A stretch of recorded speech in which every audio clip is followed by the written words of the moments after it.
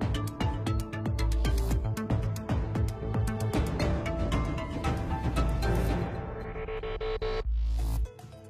I'm very okay, and you are in the stream. It has been 50 years since the start of the Biafra War, and for some the scars have yet to heal. Today, part one of this special stream program, taking an in-depth look at the legacy of Nigeria's civil war and what the pro-Biafra movement means. Here's historian Ed Emeka Kizo with a brief explanation of how the conflict started. The genesis of the war had been a political crisis which started in 1962 and culminated on January 15, 1966, when a group of army officers overthrew the civilian government. The larger majority of the officers were from the Igbo ethnic group. The Igbos being a very large ethnic group who predominated in the eastern part of Nigeria. This was followed by a coup in July 1966 in which several persons of Igbo origin and indeed Eastern Nigerian origin were massacred in the northern part of Nigeria and other parts of Western Nigeria, including Lagos. The war started in July 6, 1967. Biafra, as a new nation was called, suffered huge losses at the start due to the greater force of arms being with the federal government of Nigeria, thus that its capital fell within 3 months of the war starting. And these progressive losses continued throughout the war as the federal troops approached the heartland, or should I say what was left of the heartland of Biafra. On January 15, 1970, he signed a surrender in Lagos, and thus was the end of the war. To formally give up secession and report for reappointment and redeployment. The Republic of Biafra hereby ceases to exist. At the cost of close to 2 million lives, largely through starvation and indeed through the direct causes of war. Joining us now, two veterans of the Biafra War who fought on opposing sides. Igwe Christopher Ejiofor was aide-de-camp for the head of the Republic of Biafra. And Chief Olusegun Obasanjo is the former president of Nigeria. He ended the Biafra War as a colonel in the Nigerian army. Gentlemen, it's good to have you here. Chief, I'm looking at some pictures that your presidential library sent to us here at the stream. There's one of you wading through the swamp, and this is the last 2 years of the end of the Nigerian Civil War. There's another one of you commanding your men at an airport, at a runway, and then finally signing the documents to release Biafran soldiers who were prisoners of war. What are the memories that stay with you? What do you remember 50 years on, Chief? What I remember is the pain of the war on both sides, the loss on both sides, and the fact that came to us all vividly that the futility of the war. What we achieved at the end of the war could have been achieved without one bullet being fired. But during the war, we destroyed all the infrastructure that mattered to us. The refinery we had was destroyed. The bridge that connected the east with the west was destroyed. We lost thousands of people on both sides. I believe what got me vividly is the anguish which we could have saved ourselves from by not fighting the war. Igwe, let me share this with you. This is from Ahmed Kasim. He says, very, very sad. Brother killing fellow brother. As for me, I lost loved ones from both sides as a child then. You were pretty young at the time of the Biafra War. The searing memory for you is what? What would you want to share with the world? I first joined the Nigerian Army in 1960 in the military school of Zaria, and we were taught to become one Nigeria.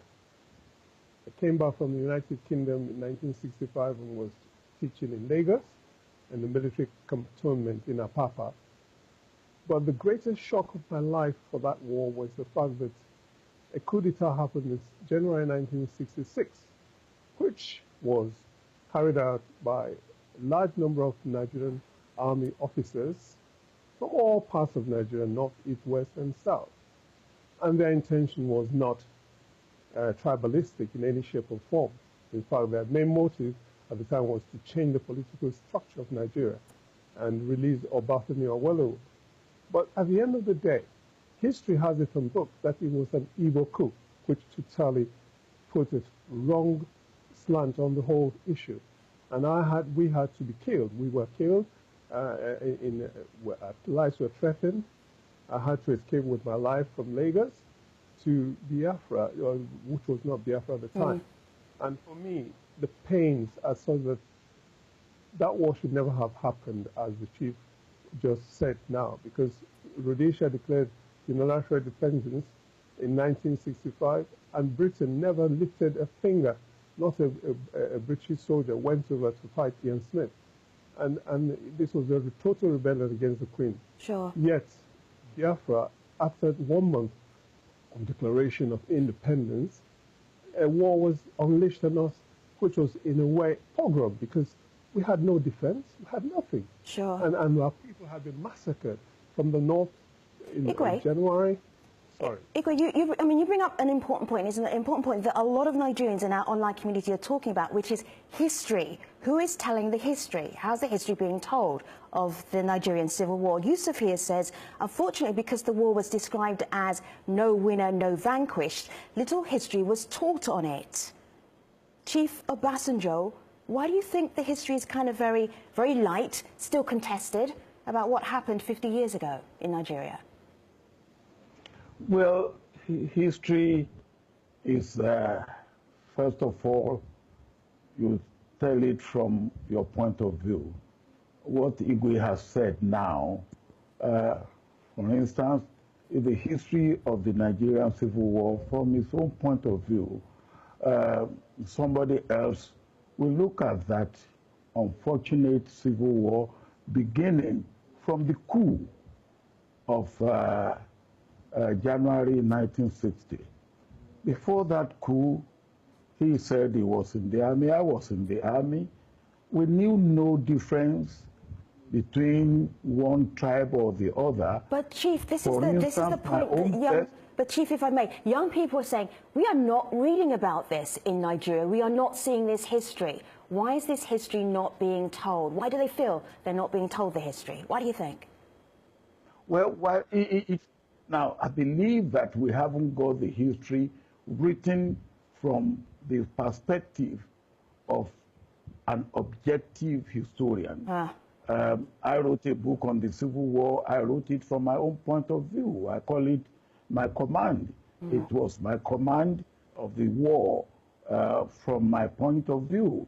Now, other people have written 5 majors or 4 majors. They wrote it from their own point of view. And the story that, what the Igwe has said.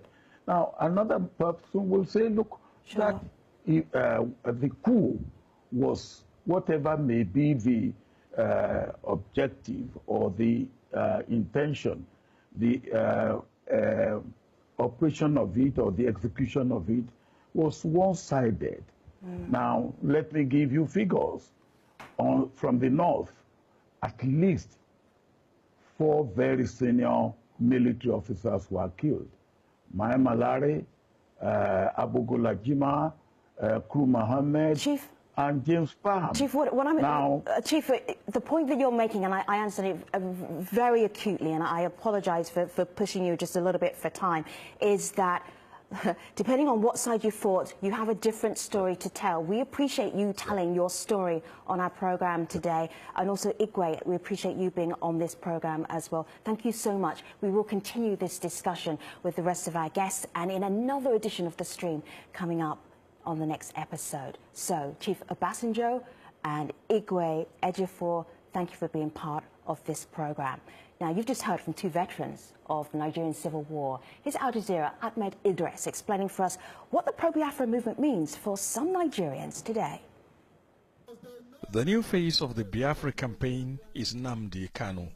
Dozens gather to meet him here, where the mood is defiant and uncompromising. Kanu says campaigners want a peaceful separation and they shouldn't be taken for granted. Everything that any man can do to be free, we are going to do in order for us to be free. It doesn't matter what the price is. Our fathers fought, stopped. The reason why they fought is still there.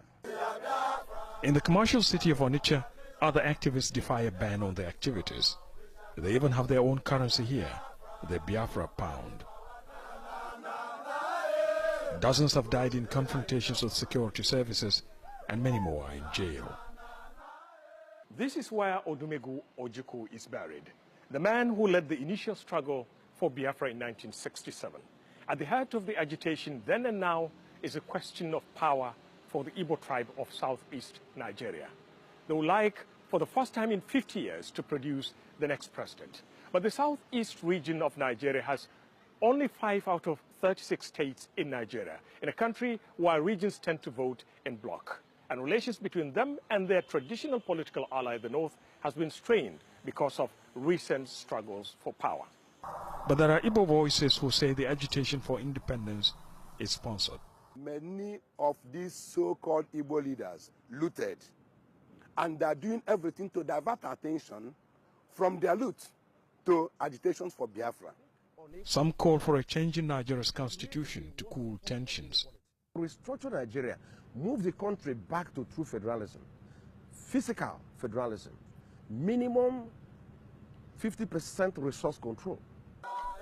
For Nnamdi Kanu and his supporters, only independence is good enough, and it's not clear if the government will commit to allowing Biafrans to fulfill their dream one day. There is so much to talk about. Joining us, we have Rudolph Okonkwo.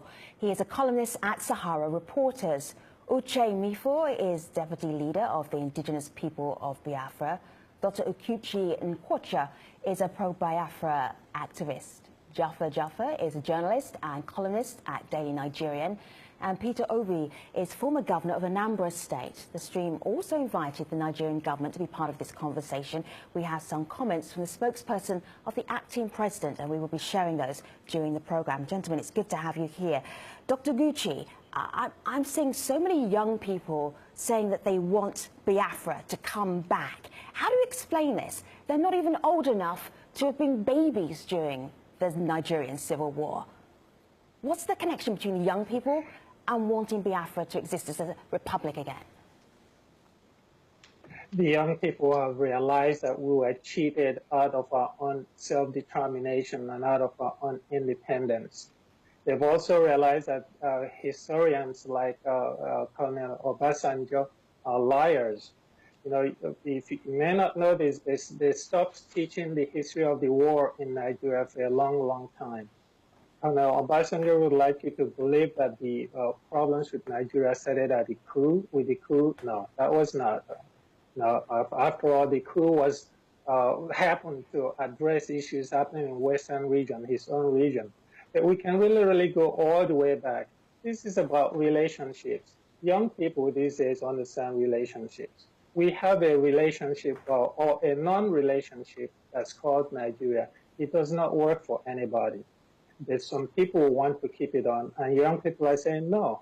Okay, if I'm going to be a member of a relationship, part of a relationship, then I want to have a say in that, and I have to decide whether I really want that relationship or I don't want it. Right. So that's really so one of the things that Chief Obasanjo said was that history is told from different perspectives. I don't think it's appropriate to call somebody a liar if they were fighting on one side and somebody was fighting on another side. They will have different perspectives. They will have a different take on that. Let me just show you this from Satoya Aro. He says the young generation have refused to learn from the events before and during war. Jaffa, what do you make of that? Well, really, it is obvious that the current crop of young men that are agitating for Biafra, probably they lost sense of history, because if you look at the implication or what the war caused Nigeria and Nigerians, thousands of people that died during the war, whoever is making struggles that are not pacifist but belligerent not that it is no longer fashionable at this era. Even coup nowadays is being bloodless. But to say that you're trying to topple government or do things without any sense of diplomacy or tact truly is too crude a movement. Then again, also, if you look at the struggle, you'll see that it is mainly hinged on hatred, deep-seated hatred for the North. The northern part of the country has been made subject of scorn and derision. Mm-hmm. We have been severely maligned, severely provoked, serially threatened. Do you want to give an example? Because if you say deep-seated hatred for the North, that itself is a provocative comment. Give us an example so we know what you're talking about, Jaffa. Of course, really, from the audience, from what you can hear from the agitators, you will be hearing Fulani, Hausa, whatever, all these things. You will see that it may not be directly said, but impliedly, if you listen to it, maybe you can easily get the import of their message that it is a severe threat against northern part of the country. Right. We are not the problem. It is cohabitation. We came to live together. It is a symbiotic relationship. We are not leeches. We are also contributing to the development of the country. Mm. We have the population, we have the arable land. But if you look at the financial institutions in the country, you'll see that it is concentrated in the southern part of the country. Let me just bring in Governor Obi here. This is interesting here. Let me just show you this from, we've been sharing a lot of these comments and commentary online.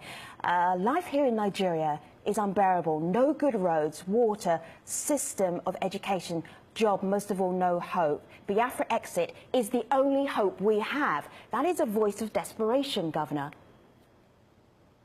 Well, that is clearly, Femi, if I look back at all these agitations and everything, you could see, for me, I could take it back to issue of several years of leadership failure for the Southeast in particular. This one is very clear, is structural, is in all facets, and you can see it from even things like creation of states. We have the least states, we have the least local government. In terms of infrastructure, is there.